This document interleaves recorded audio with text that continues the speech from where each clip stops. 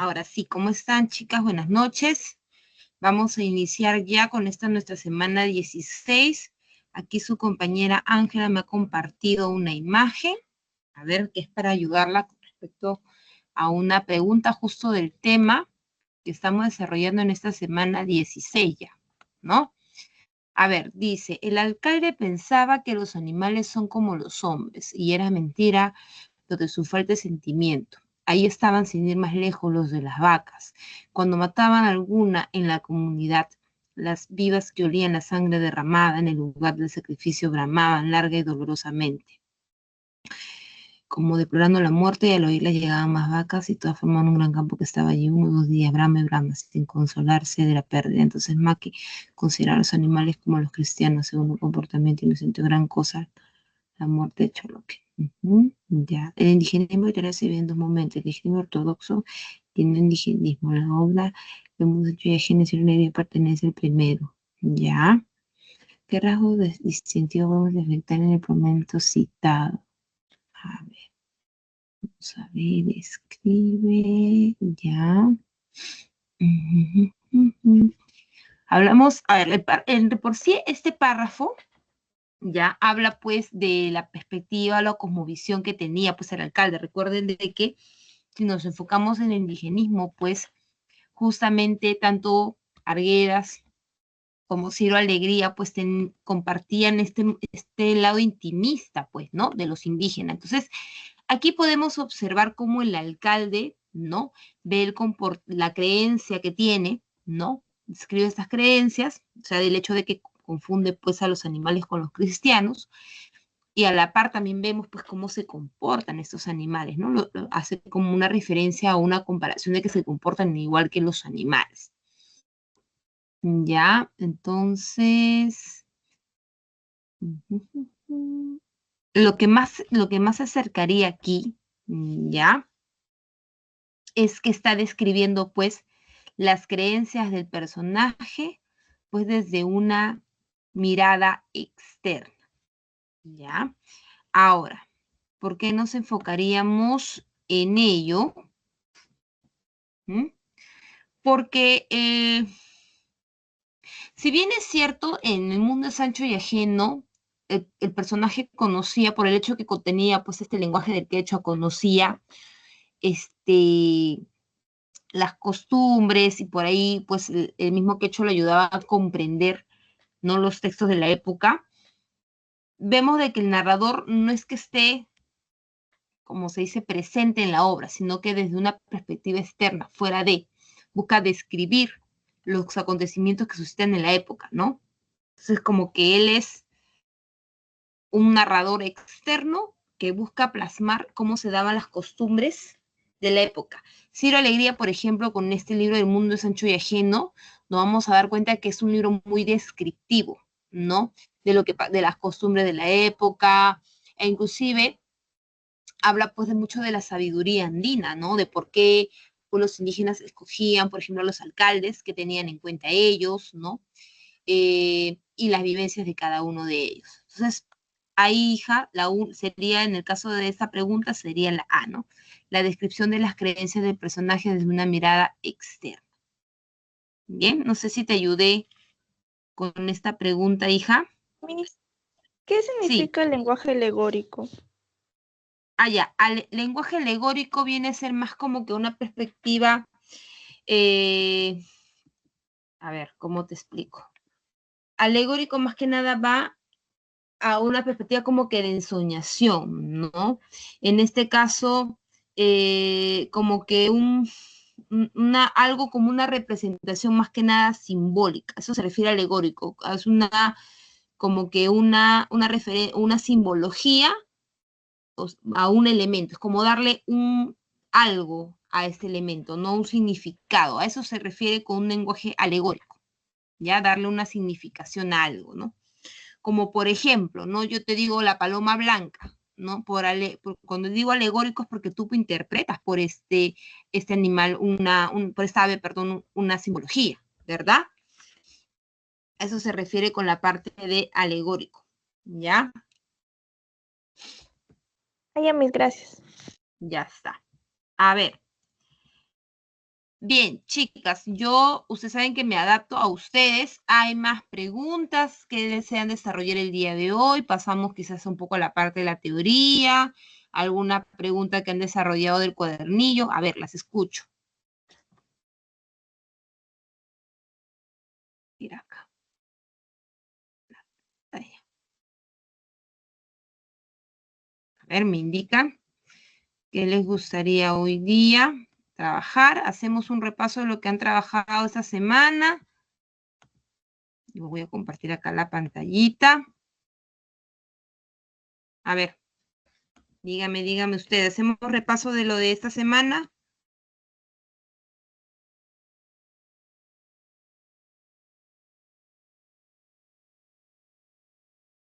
A ver.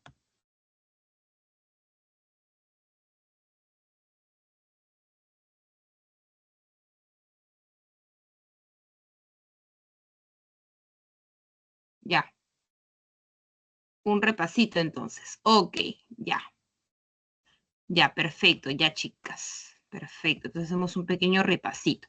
El día de hoy pues estamos trabajando ya lo que es el indigenismo como tal, ¿ya? Para hablar de indigenismo, ustedes saben que la literatura se relaciona mucho con lo que viene a ser el contexto histórico como tal. Y aquí pues estamos entrando al llamado oncenio de Leguía. ¿Cuál es la característica, pues, que vamos a presentar en este oncenio de Leguía? Es que va a ser un gobierno, pues, que específicamente va a ser dependiente. ¿Dependiente a qué? A lo que vienen a ser los capitales extranjeros. Específicamente vamos a hablar un poquito del lado de Norteamérica. Entonces, al haber cierta dependencia, pues va a generar, pues también, como se dice, de que las personas van a querer apropiarse de más tierras y pues el que aguantaba, pues en estos lugares, porque recordemos que las tierras normalmente no se están dando aquí, ¿no? Si hablamos de cultivos, si hablamos de minas, que eran pues los productos brutos de la época, no se daban acá en Lima, sino estos se desarrollan en provincia. Entonces, ¿qué mejor que los mismos pobladores, ¿no? De la sierra trabajen esas tierras, ¿verdad? Y eso hace aparecer pues los famosos gamonales. Que eran los gamonales, pues los hacendados que buscaban, como se dice, pues apropiarse de las tierras, ¿ok? Obviamente que tomando en cuenta todo ello, los más afectados van a ser los indígenas. A la par también tenemos lo que es la famosa difusión de las ciencias sociales. ¿Por qué? Porque las ciencias sociales van a un poco a explicar cómo era la situación, cómo era el momento en que trabajaban los comuneros, y a la par también estas ciencias sociales van a generar una profunda reflexión sobre lo que viene a ser el significado de nuestra patria y también la identidad nacional, ¿no? Nace esa pregunta, ¿qué es la identidad? ¿Qué es el Perú? Hubieron algunos autores que anteriormente han tenido como antecedentes sobre ello. Por ejemplo, tenemos en el caso de Mariátegui, no con el libro pues Siete ensayos de la realidad peruana, en el que busca un poco plasmar esta situación o este conflicto que se vivía en la época. Entonces, al difundir estas ciencias sociales, ayudaba un poco pues a conocer este panorama social y político que se vivía. Asimismo, va a haber efervescencia popular y formación de dos partidos políticos. Estos partidos nacen con una noción de poder ayudar a los indígenas, ayudar un poco lo que viene a ser las vivencias, las explotaciones que vivían en la época, ¿no? Para ello, pues vamos a tener a dos partidos. Tenemos al APRA y a la par también el Partido Comunista. Bien, también se van a desarrollar muchas expresiones artísticas, como en el caso de la música, la pintura y también la literatura, ¿no? Todo ello, pues, en torno a una reflexión que ya sabemos que es en base a la identidad del Perú, ¿no? Y acá hay algo curioso, ¿ya? Porque Mariátegui decía, y muy parecido a lo que decía también Prada, no sé si se acuerdan, ¿no? En el discurso de Politeama, Prada decía, pues, de que nosotros no podemos ser ciegos y no podemos apartar a los indígenas, ¿no?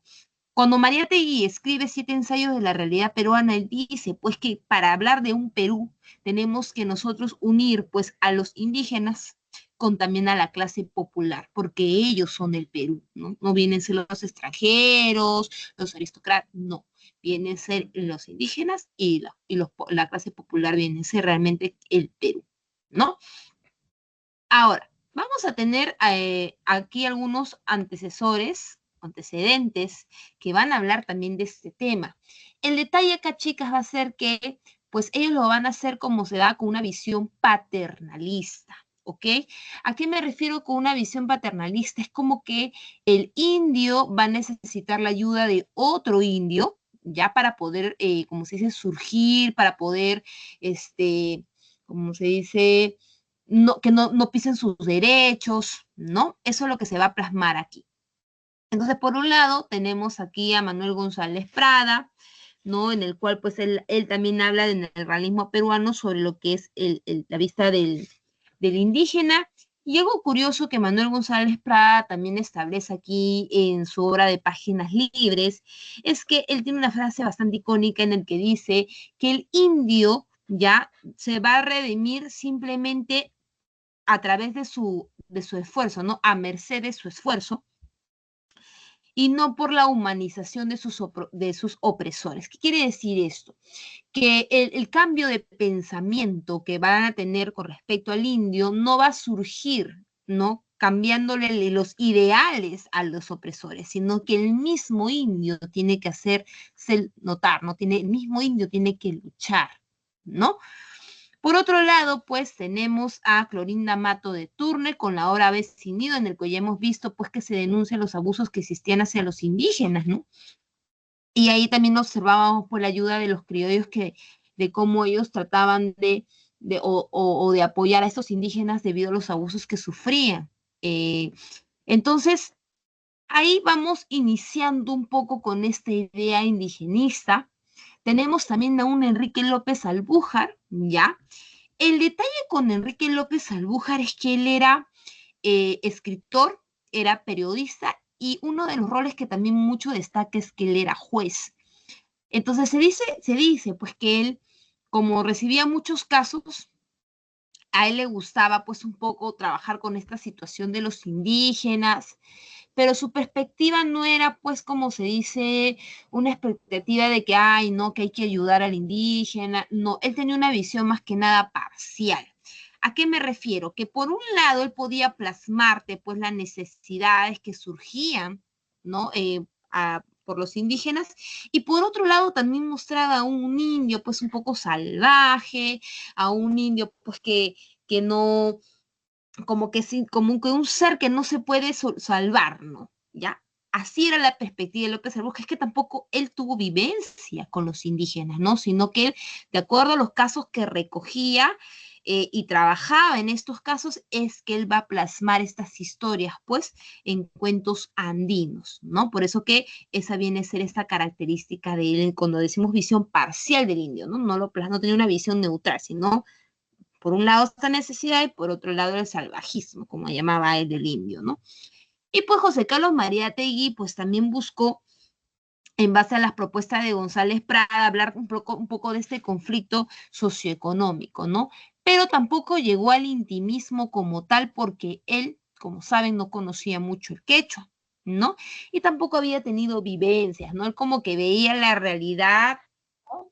Y veía que esto era el abuso que estaban pasando estas personas y por eso, ¿no? Decide él hablar de ello, ¿no? Porque buscaba, como se dice, abrir los ojos también a los peruanos y hacerles notar, ¿no? Porque ya sabemos que una de las características que daba en la época era la difusión de las ciencias sociales, hacer notar pues los abusos que existían, ¿no? Pero no conocía a los indios como tal, no sabía de sus costumbres, no sabía de sus vivencias, no conocía el quechua, entonces no vemos ese lado intimista que tenía que presentar, ¿ok? Por eso dicen, pues acá como una característica que ellos no conocen la intimidad del hombre andino. ¿Buscaron defenderlos? Sí, de todas maneras buscaron defenderlos, pero no hubo esa intimidad. A ver, perdón, por acá, ya. Si hablamos un poco de lo que viene a ser las zonas, tenemos acá tres presidentes importantes. Por el lado del norte está Ciro Alegría, en el lado del centro Manuel Escorza y en el sur pues José María Arre. Ahora, si hablamos pues de Ciro Alegría como tal, vamos a encontrar que él nace pues en Huamachuco, La Libertad. Dice que él desde muy temprana edad pues se preocupó bastante por las letras. Ustedes saben que su profesor de Ciro Alegría fue César Vallejo, ¿no? Y pues él inclusive ya como que ya sabía que él quería ser periodista, ¿no? Porque cuando él era muy joven, estaba en etapa escolar, él dirigió un periódico escolar que se llamaba Tribuna Sanjuanista, ¿ok? Y él, pues, como tuvo un poco este conocimiento con los indígenas, porque él vivió en una hacienda Quilca se llamaba, que justamente queda aquí, en Huamachuco, La Libertad, y pues comenzó a conocer un poco los trabajos que se daban ahí, pues, ¿no? Él, pues, cuando va pasando el tiempo, también va a dirigir un diario que se va a llamar el Diario de la Industria, y también va a meterse él, pues, en la vida política, ¿no? En este caso, él va a apoyar al APRA, inclusive él fue testigo de la fundación del APRA, y eso pues le trajo muchos, pero muchos problemas, porque recuerden que el APRA y el Partido Comunista en la época nace con el objetivo de poder criticar al gobierno de la época, pues. Y obviamente el gobierno no le va a permitir eso, no le va a gustar eso. Y más aún, pues, si lo difundes en los periódicos, ¿verdad? Entonces, pues, al pobre lo buscaba, lo apresaba, ¿ya? Y pues llegó en un punto en el que le dijeron, ya mira, te vamos a soltar, ¿no? Ya tanto que te buscamos, pero con la condición de darte una amnistía, es que dejes la vida política. Pero, ¿qué creen que pasó? Él era terco y dijo, no, mi responsabilidad aquí es mostrar la realidad. Y siguió él a través del diario La Tribuna, siguió pues hablando y criticando al gobierno de Leguía. Por esta razón es que él fue exiliado a Chile, ¿ya? Él se fue exiliado a Chile, se fue con su familia, y es en Chile pues que él escribe pues las obras que están presentes, pues, ¿no? Como por ejemplo en el caso de El mundo es ancho y ajeno, ¿no? Él pues no solamente se va a Chile, dice que esto le generó también que él pueda conocer otros lados del continente americano, trabajó como profesor, hacía escritos a varios diarios, no sé, se comenzó a consagrar, ¿no? Comenzó a hacerte más conocido en la época.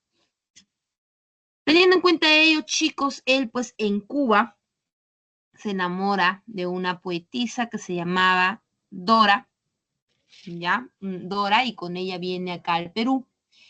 Y cuando llega al Perú se da con, como se dice, con la realidad, ¿no? Y es por eso que él también es parte, pues, de lo que se llama el Partido Acción Popular también, ¿no? Como pues él siempre estuvo inmiscuido, pues, en estos temas políticos, pero no como ahora, pues, chicos, ahora el que menos quiere participar en la política porque sabe que da plata, pues, ¿no? Ahora sí es por el sueldo, como se dice, de congresista, por el sueldo de presidente, ¿no? En esa época no, pues en esa época era más que nada porque se buscaba, pues, recuerden que estaba de la mano el APRA porque buscaba cambios a través de la democracia también, y el Partido Comunista porque estaba teniendo el conocimiento de la ideología socialista, pues, ¿no? Entonces, ambos querían cambios, ¿no? Y parte de ello era mostrar la realidad al pueblo, pues, ¿no? Para que podamos tomar acción. Dentro de las obras que más vamos a destacar el día de hoy va a ser El mundo es ancho y ajeno. Y chicos, el título dice mucho, ¿no? Dice mucho, o sea, es como que ancho en el aspecto en que todos estamos en este mundo, y ajeno porque la verdad es que nosotros no nacemos siempre con la libertad, ¿no? Y es algo que critica bastante, pues, Ciro Alegría, pues, en esta historia. Vamos a encontrar acá dos factores. En esta obra tenemos el gamonismo, que también es comparado con el feudalismo tradicional. Recordemos que en la época del feudalismo que se hacía trabajar las tierras, ¿no? Y como hablamos de la sierra, pues lo que se quería eran que las mismas personas trabajen, pero lo hacían pues en condiciones infrahumanas, ¿no? Prácticamente se levantaban a trabajar, solamente dormían, ¿no? Y eso, que a veces ni se le pagaba ni un céntimo, no se le daba alimentos, las indígenas eran abusadas, era todo un caos, chicos, todo un caos. Entonces hablamos porque en el gamonismo se da el feudalismo tradicional, las condiciones extremas de trabajo, hay un poder económico y político. porque los gamonales, como eran hacendados, no solamente pues tenían tierra, sino también tenían cierto poder. Contrataban, como aprovechaban la ignorancia, porque recuerden pues que los indígenas no tenían, como se dice, las escuelas, eran como que prácticamente nacían para trabajar la tierra y acompañar a sus padres, pues, ¿no? Era como que normal, era parte de lo que tenían que hacer en la vida, ¿no? Entonces ellos aprovechaban mucho este poder político y social que tenían los gamonales y de esa manera buscaban quitarle las tierras a los indígenas, pues, ¿no? Y por otro lado tenemos a las comunidades campesinas que vivían pues ellos una vida apacible y armoniosa, no tenían peleas entre ellos tenían su propia sabiduría, su misma como visión de ver en la sociedad, pero también a la par tenemos pues estas condiciones extremas de trabajo y también la pérdida de sus tierras, ¿no? Porque ellos ya habían armado una comunidad, pero ¿por qué lo pierden? Eso es lo que ahorita vamos a conocer a continuación. Bien, tenemos aquí el mundo es ancho y ajeno. Empezamos con la comunidad de Rumi, que era una comunidad que vivía pues en armonía, apacible, y ellos pues habían escuchado que también había existido una comunidad muy cerca a ellos. Esta comunidad se llamaba Umay, ¿ok? Pero resulta que esta comunidad comenzó a desaparecer. Dice que los hombres empezaron a desaparecer, ya no se veía nadie en la ciudad, como que comenzó a perder su naturaleza, del verdor que tenía, comenzaron a verlo pues todo más oscuro. Entonces como que los pobladores de Rubio como que se preocupaban un poco, ¿no? Sobre la situación. Sin embargo, jamás pensaron que eso también les iba a suceder a ellos.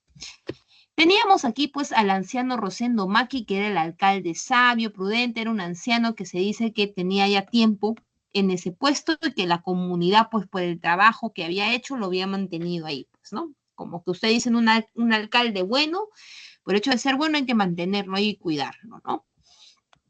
Entonces, Álvaro Amenábar era un gamonal de Humay y él pretendía despojar de sus tierras a los comuneros, ¿no? Hacerlos también sus peones. Entonces, él tuvo que pensar, ¿qué hago?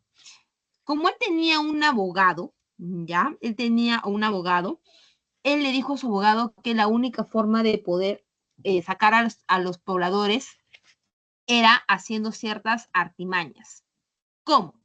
Uno de ellos, pues, él le gustaba mucho sobornar. Sobornaba a los testigos e inclusive, chicos, lo que hizo fue cambiar los límites geográficos de Rumi, dando a entender que más bien ellos, los pobladores de Rumi, le habían robado tierras a Humay, que era la población pues, que manejaba Álvaro Amenábar. Entonces, preocupados ellos por toda esta situación, deciden reunirse. Cuando se reúnen, Rosendo Maki propone pues contratar a un abogado, llegar a ser un alegato, porque eso no era cierto. Entonces, Bismarck Ruiz fue el abogado que se encargó pues de defender a esta comunidad. Al inicio lo hizo, ¿no? Como que se comenzó a escuchar, ¿no? Como que se simpatizó un poco con el pueblo, pero ya, pues, en este caso, Álvaro lo que hace es sobornarlo, pues, con dinero, con tierras, y es así que Bismarck Ruiz, pues, decide no darle, pues, como se dice, un apoyo idóneo a esta comunidad. Bien, es así, pues, que los comuneros, al ver que ya estaban perdiendo su tierra, ellos deciden, pues, irse de este lugar. ¿A dónde se van? Y acá viene este nuevo lugar llamado Yana Ñahui, ¿ok? Ahora, ¿qué había pasado con este lugar, chicos? Mientras que Rumi era un pueblito, pues que esa comunidad que tenía pues bastantes cultivos agrícolas, donde podían tener sus animalitos pasteando de manera libre, tranquilos, no se robaban, nada. Aquí en Ñahui era un lugar prácticamente de piedras, era como un pedregal, complicaba a las personas poder pues cultivar, y encima como estaba en la parte bien arriba ya del cerro, dice que era complicado vivir por el frío y como que la gente pues no todos se acostumbraron a este lugar. Algunos se quedaron, buscaron adaptarse, otros pues buscaron otros caminos, decidieron ir por ejemplo a la selva, a ver si podían trabajar en minas o en los cauchos, porque eso era más que nada lo que se buscaba explotar en la época.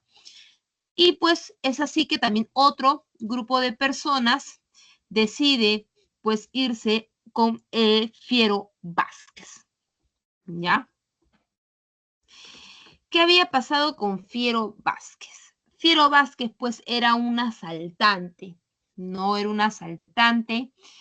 Y él, pues dentro de la comunidad que también tenía, o dentro de la gente que él tenía, él va a conocer a Doroteo Vázquez, que era un poblador de Rumi. ¿Ok? Doroteo Vázquez le presenta también a Casiana, que era una indígena de la comunidad de Rumi, y es así que Fiero Vázquez pues se enamora de Casiana y tienen este vínculo amoroso.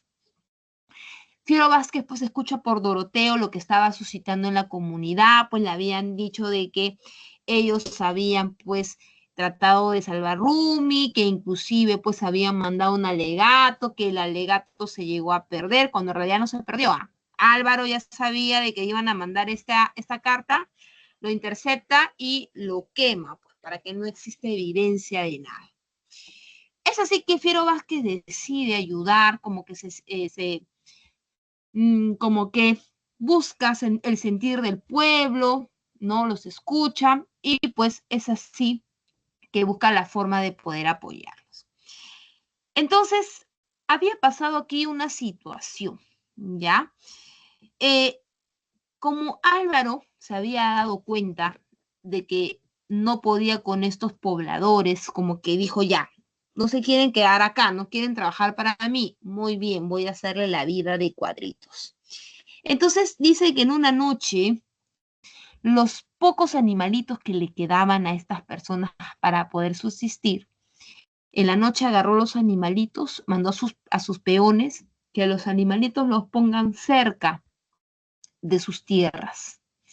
Cuando los animalitos llegaron cerca a las tierras, agarraron a todos los animales y le comenzó a colocar su sello que decía Umay, ¿no?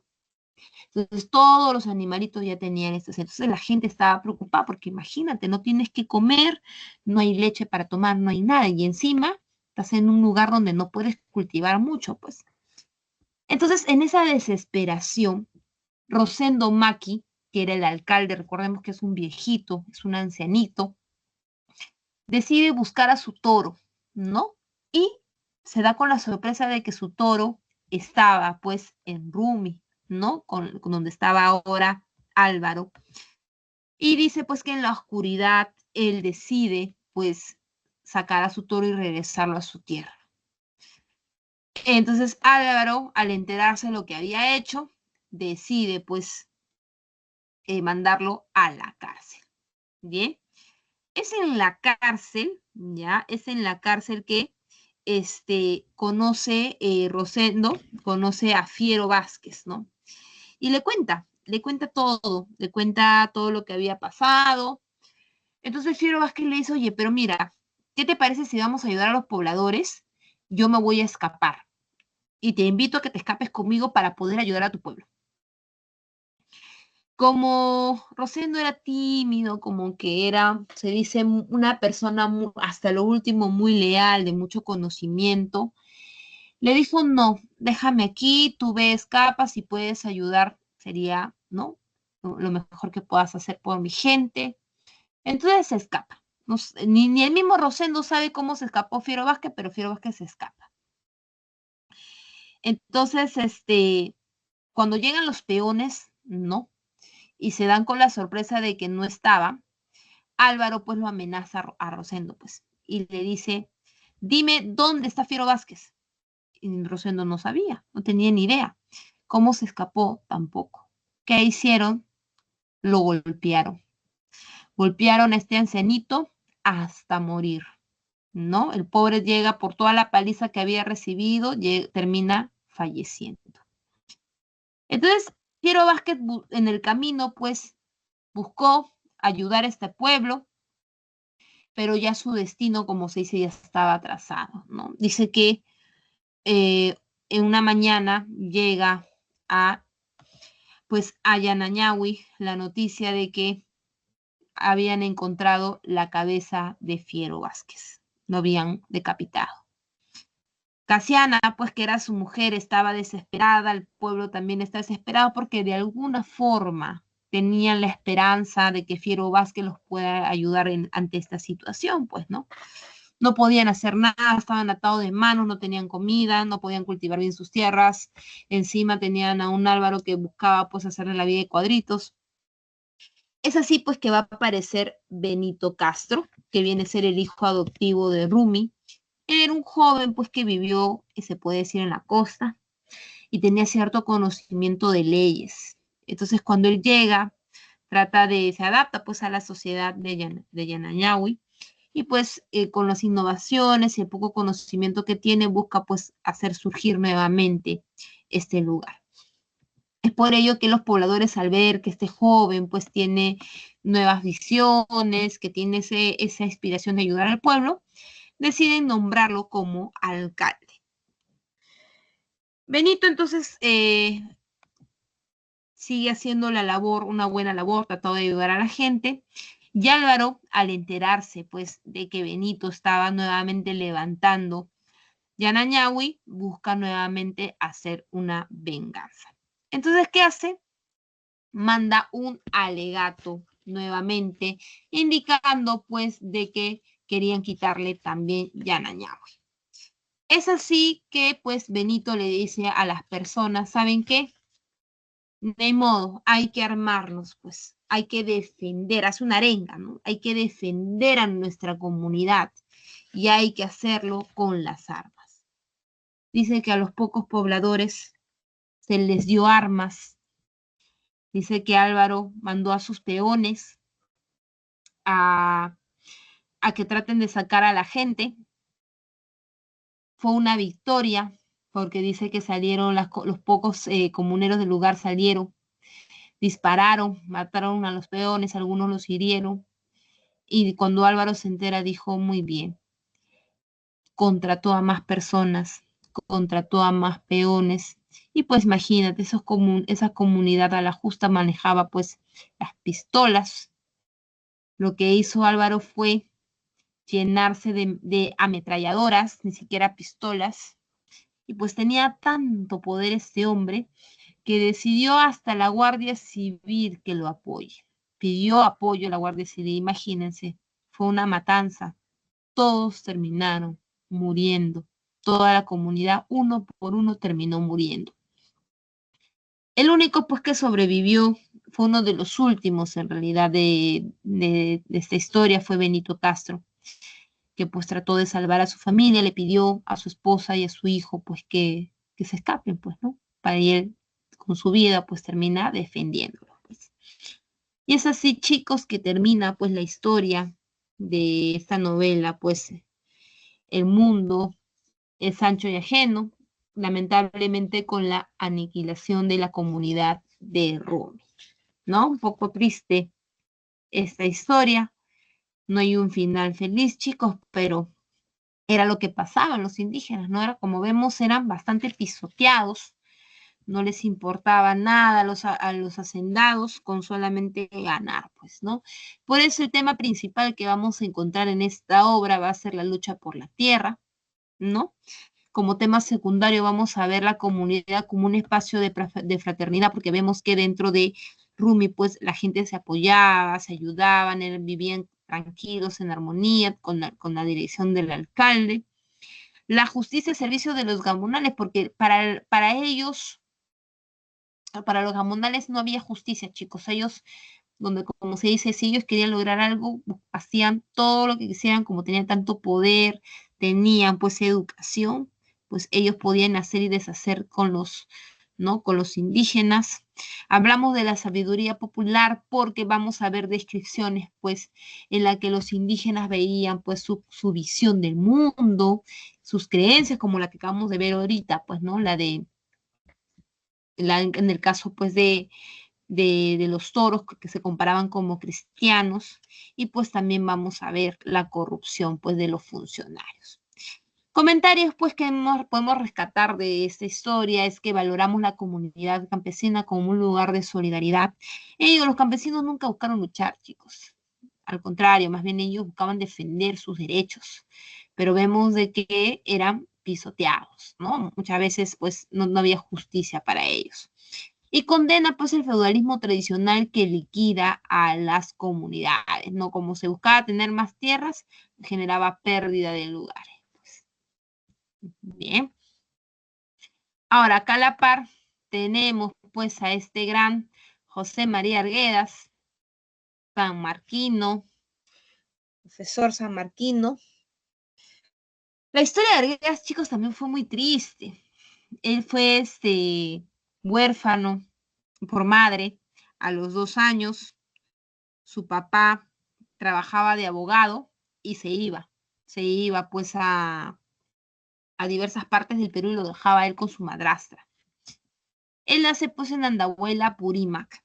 Dice, cuenta la historia de que su madrastra lo maltrataba. Él tenía un hermanastro, ¿sí? Y dice que él observaba cómo su madrastra y su hermanastro abusaban de los indígenas, los trataban mal.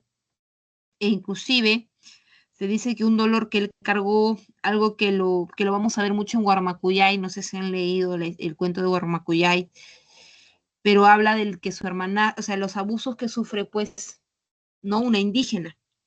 Se dice de que esta imagen se queda en él porque él presenció el abuso que su hermanastro le hizo hacia una de las indígenas, ¿no? Su madrastra nunca lo quiso, ¿ya?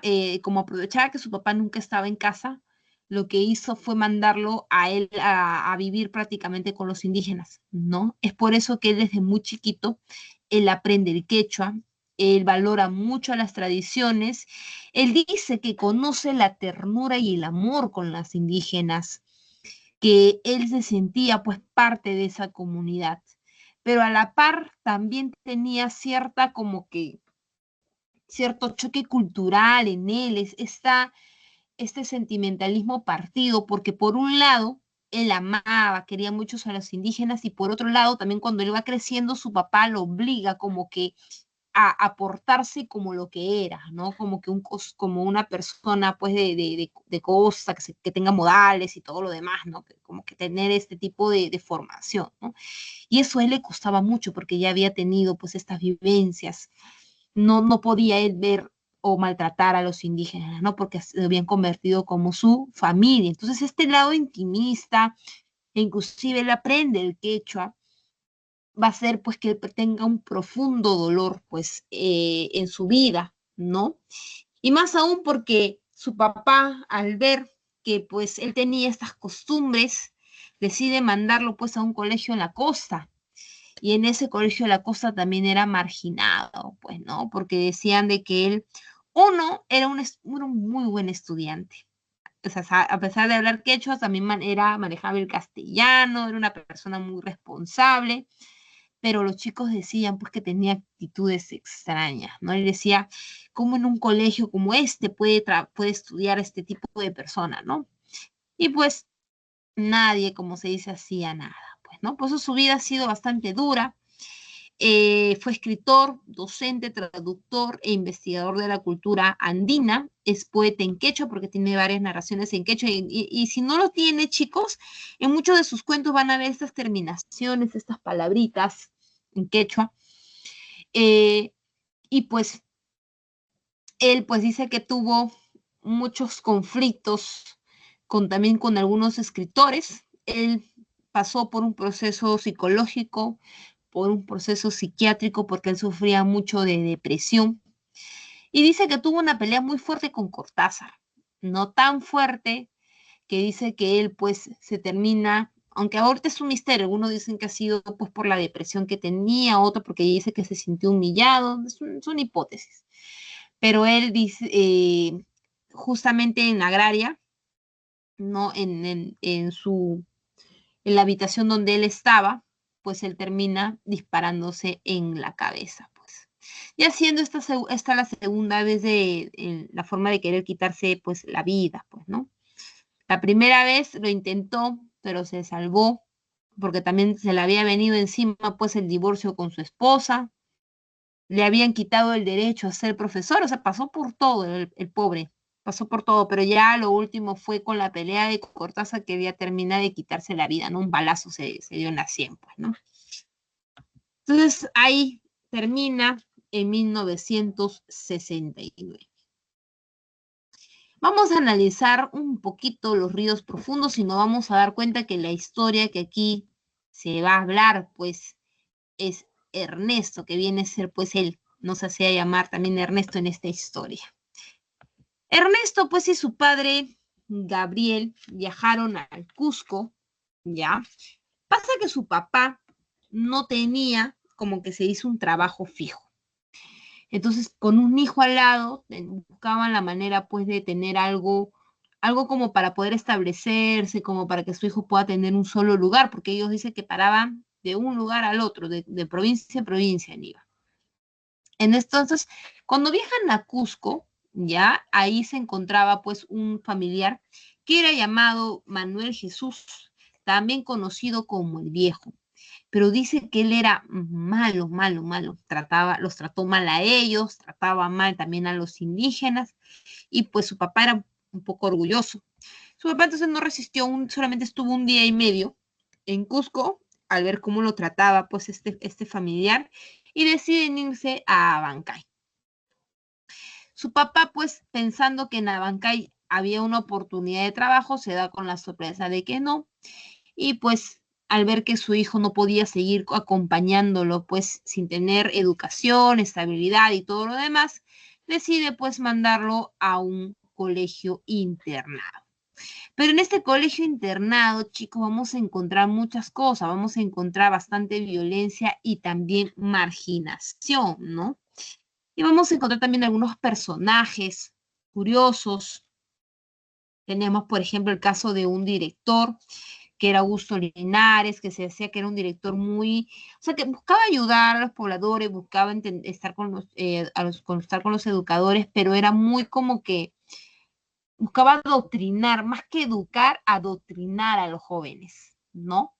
Eso era una perspectiva, y también que él no tomaba, como se dice, decisiones sutiles o decisiones correctas, ¿no? Sino que él era muy radical con sus decisiones, ¿no? Esa era la característica que plasmaba pues mucho Ernesto en esta historia. Y pues también vamos a encontrar a la famosa OPA Marcelina, pues, ¿no? Que era más que nada, se podría decir que era una señora, una mujer que se encargaba pues de las labores domésticas del colegio, ¿ya? Pero esta mujer pues era vista como como se dice, un símbolo sexual, ¿no? Una imagen sexual entre los chicos del internado, ¿no? E inclusive se dice pues de que muchos de ellos abusaban pues de la OPA Marcelina en las noches, ¿no? Abusaban de esta OPA, ¿no? Se hacían apuestas, ¿no? De quién pasaba la noche con la OPA, ¿no? Bueno, entonces Ernesto pues no es que estaba todo el día en el colegio, o sea, no estaba todos los días, sino que los fines de semana se le daban a ellos para que puedan salir, puedan conocer el pueblo. Entonces, es así que Ernesto pues iba a la hacienda pues de Patibamba, ya donde en esta hacienda él va a observar las condiciones pues en las infrahumanas en las que eran tratados los colonos, o sea, los indios. Ernesto pues intentó acercarse a ellos, a comunicarse con ellos, e inclusive dice que se acerca hablando el quechua, pero se da con la sorpresa de que estos indios eran muy indiferentes, no le hacían caso, no quisieron hablar con ellos. Luego de ello, Ernesto pues va a ir a Huamapamta, que era pues un lugar donde estaba pues como se dice en la famosa chichería, pues no sé si ustedes han conocido una chichería en Cusco, pero son espacios muy bonitos donde hay música en vivo, música tradicional en vivo, y hay una mesa larga, larga, larga, larga, pero grande y larga, y ahí todas las personas se sientan, o sea, no es como lo clásico que tú tienes tu mesita con cuatro, ¿no? Con cuatro espacios donde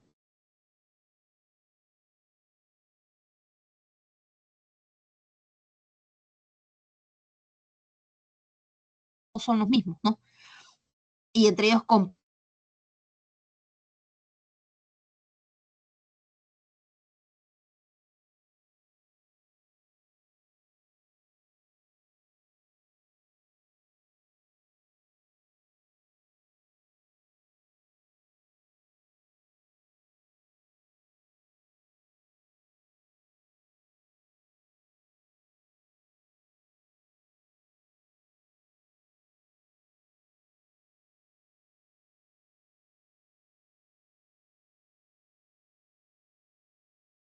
A ver, perdón por la interrupción, ya volví, no sé qué pasó. Bien, como les estaba indicando, a él le gustaba también ir al río Pachachaca. A ver, voy a compartir, parece que nos está compartiendo. Ya, ahora sí.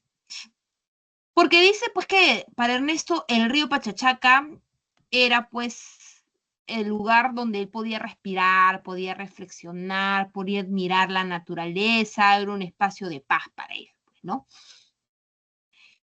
Entonces es ahí, ya, que de pronto va a llegar este personaje que era Antero, y él va a llegar a la escuela pues con un trompo, ¿ya? Este trompo lo hacen llamar el zumbayo, ¿ya? Dice que se volvió la sensación del lugar. Todos en el colegio veían este trompo y están maravillados con este trompito, porque decía pues que eran como, lo hacía retratar como una figura que era capaz pues de dar vida a las cosas. Se decía que cuando giraba el trompito hacía recordar pues a los seres mágicos del Ande, ¿no? O sea, como que el trompo era la vida, ¿no? La representación de estos seres, como que era aquel que podía generar este tipo de visiones, ¿no? Para eso, pues dice que Antero pues se hace muy, muy amigo pues de Ernesto, e inclusive Antero dice pues que le llega a regalar el trompito a Ernesto, ¿no? Como una señal de amistad. A la par, pues vamos a encontrar también, chicas y chicos, vamos a encontrar también que se va a dar una rebelión de las chicheras. Esta rebelión va a estar dirigida pues por doña Felipa, debido a que en el pueblo no había sal. Y ustedes saben que sin la sal no hay comida, pues ¿cómo vamos a condimentar? Pues, ¿no? Entonces doña Felipa, una mujer de armas tomar, dice que se fue a la bodega y se da con la sorpresa de que sí había sal. Y no entendía por qué no lo querían vender. Ella agarró la bodega y comenzó a repartir, dice, a todas las personas la sal. Entonces, eso generó pues un conflicto dentro del lugar, ¿no? Y que Ernesto dice que también, a pesar de ser bastante joven, él también se une a la rebelión. Cuando se enteró el director, Augusto Linares, de que también Ernesto estaba metido en esa rebelión, dice que le dio un castigo bastante severo al pobrecito de Ernesto. Luego de ello vamos a encontrar pues que va a aparecer en Ninabanda el famoso peste de tifus. Ya, se va a dar la peste de tifus. ¿Y qué va a pasar? Pues que los colonos van a comenzar a enfermarse y van a empezar a morir. Entonces le piden por favor al cura, pues que en este caso era Augusto Linares, que también era el director, le dicen al cura de Augusto Linares que por favor ayude al pueblo y que vaya a dar misa, porque se creía pues que la peste era como un ser viviente, ¿no? Un ser que a través de los rezos, ese ser se iba a ir de la comunidad y ya no iba a afectar más, pues, ¿no? Además, pues que donde justamente se inicia esta peste que va a ser en Inabamba, era una hacienda bastante pobre, pues entonces imagínate, si ya de por sí los indios tenían un trabajo arduo día a día, enfermarse ya era prácticamente mortal.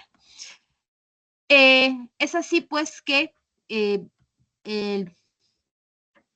el, director, que viene a ser Augusto Linares, y el cura, pues van a ir y se dan con la sorpresa pues de que está viendo prácticamente ya todos estaban contagiados y ya era imposible salvarlos, pues, ¿no? Entonces él cuando regresa al colegio pide por favor que nadie, ya, que nadie salga del internado. No, porque ellos pensaron de que haciendo cuarentena iba a ser la única forma de que no se contagie. Pero había pasado que la OPA Marcelina, ya, se había contagiado de esta enfermedad nadie supo nada, capaz uno de los hombres, porque decía que abusaban mucho de la OPA. Parece que una de las personas del exterior abusó de ella y pues eso hizo que ella falleciera. El portero, que también estuvo con la OPA Marcelina, también se contagió de tifus. Entonces, el portero se va porque dice, si yo me muero en mi ciudad natal. Pues se va y es así, pues que fallece allá, ¿no? Entonces, al ver el director, pues, Augusto Linares, de que no había salvación de nadie, le dice, pues, a los chicos que vayan a sus casas, porque de estar contagiados es mejor que se despidan de sus familiares. El último en ir se va a ser Ernesto y Ernesto pues va en busca de sus padres, ¿no? Pero siempre con el pensamiento de que con los rezos pues esta gente se pueda ir salvando, pues, ¿no? Pensó que ya de alguna forma Dios los iba a ayudar, pues. Entonces, aquí, ¿qué temáticas vamos a abarcar? Pues, uno, la identificación del mundo andino, algo que gustaba mucho de Arguedas era ello, ¿no? Las descripciones, las costumbres que tenían en la época. Él era muy descriptivo, además de utilizar, pues, lenguajes o palabras en quechua, que chicos, en realidad eso lo podemos ir infiriendo, ¿no? Cuando tú vas leyendo los cuentos en las obras de Arguedas, te vas a dar cuenta el sentir que él va a plasmar, ¿no? Entonces, se adentró a este mundo e identificó, ¿no? Subtemas, la violencia, pues, racial y social que vivían los indígenas, el sistema opresivo de la educación, porque recuerden de que ahí no se buscaba educar, sino adoctrinar, que es diferente. Asimismo, el desarraigo cultural, porque algo que destaca, pues, Arguedas es que no se encontraba en un solo lugar. Es como que, por ejemplo, ¿no? Tú me dices, Miss, yo todos los meses me voy a un lugar, ¿no? Por ejemplo, un mes puedo estar en Lima, el otro mes puedo estar en Ica, el otro mes puedo estar en Ayacucho, el otro mes, ya, así en Arequipa, en Cusco, y no tienes un lugar, no tienes un lugar estable, no tienes un lugar donde crecer, un lugar donde poder sentirte identificado, ¿no? Entonces ahí se habla mucho de un Ernesto y de pues, un Gabriel, que es su padre, que van a presentar este desarraigo cultural. Y también vamos a ver el vínculo pues del hombre andino con la naturaleza, ¿no? Algo que a él le gustaba y eso lo vamos a ver pues por ejemplo, cuando Ernesto va a ir al río Pachachaca, en el cual pues él admiraba mucho esta naturaleza, él quería mucho pues este espacio de paz y lo describe, ¿no? Como algo maravillado, como que la sierra peruana tiene como se dice, su maravilla, ¿no? Y que muchas veces no son conocidos, pues, ¿no? Él sí, él buscaba representar todo ello.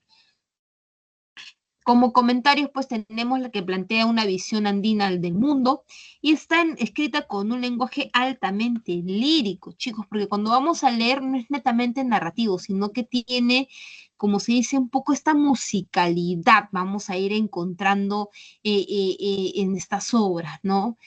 Un poco vamos a ver la identificación de la ternura también con la que describe pues a estos indígenas, el, el autor, ¿no? Por ejemplo, en el caso de Guarmacuyay, vamos a ver cómo pues lo quieren mucho al niño, ¿no? Al niño que a pesar de enterarse que a la mujer que él quiere, ¿no? Que ama porque dice que esta chica lo cuida, lo hace sentir bien, a pesar de que ha sido violentada, todo, ella lo sigue cuidando. Igualmente, él admira mucho, por ejemplo, los tipos de costumbre que tienen, ¿no? El hecho de que las personas puedan, en la noche, porque como trabajan todo el día, en las noches se reúnen bajo la luna y comienzan a cantar, comienzan a ser felices. Todas estas costumbres y tradiciones que se daban en la época, pues, era algo que sobresale mucho en estas obras, ¿no? Eso es lo que vamos a ir encontrando aquí, pues, ¿no? Habla de la perspectiva de la experiencia y siempre lo hace desde una perspectiva de niño, porque por ejemplo Ernesto era un joven o se puede decir que estamos en esta transacción entre joven y puberto, ¿no? Entre el niño y puberto, ¿no? Entonces ahí vamos a ir viendo un poco esto, ¿no? Un poco de cómo tiene esta nostalgia a lo que él había pasado también en su vida, pues, ¿no? Bien, chicos, dudas, consultas, preguntas. A ver, estoy atenta a ustedes. Si tienen alguna preguntita, algo que quizás en el boletín no les ha quedado claro.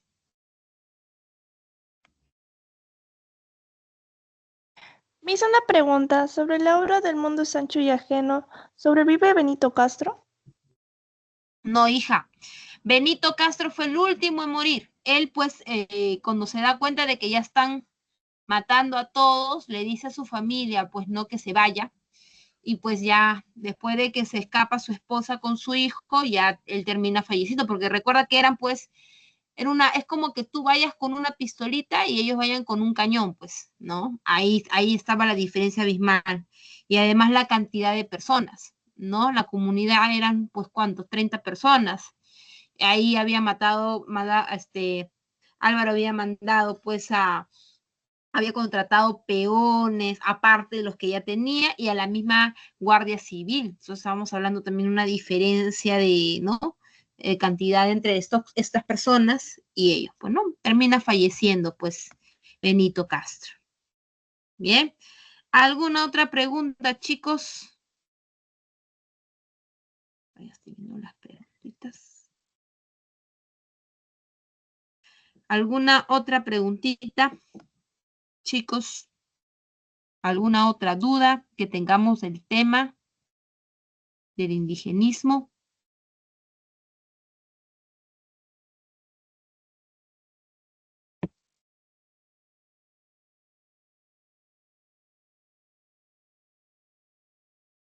¿Ninguna duda?